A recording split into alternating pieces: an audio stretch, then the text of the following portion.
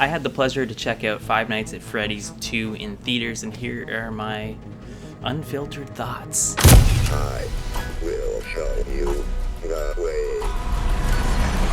When it comes to video game adaptations, there isn't a very good track record around, and especially coming from Blumhouse. Blumhouse is kind of known right now for making teen films, PG films, that are scary for younger audiences, and they don't really work for me. And if you don't know what Five Nights at Freddy's is, it is a video game turned movie, and there was already a first film that did okay. I think it did okay in the box office because a lot of fandom really loved it, but definitely wasn't for the average film watcher. Five Nights at Freddy's 2, of course, is following the first one, and it doesn't have a fully fleshed out story.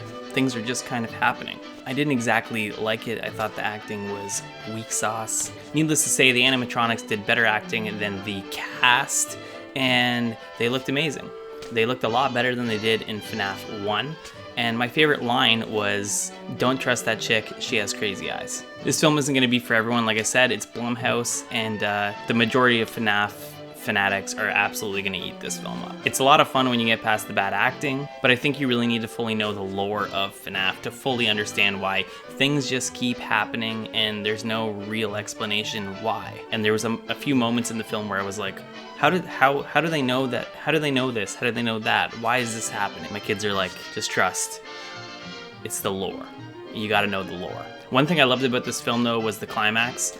It was packed full of action, I guess gore, if you want to call like robots killing robots gore. Yeah, that is a thing. Spoiler alert. Animatronics are fighting animatronics. It's not Transformers.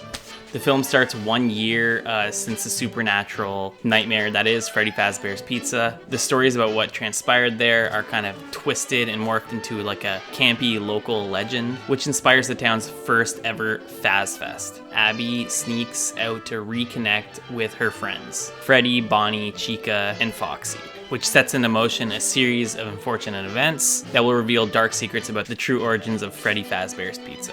I just think this movie is a big stinker. I highly recommend everyone go and check it out if you like Five Nights at Freddy's and just to support Blumhouse, but I personally would wait until streaming to see this.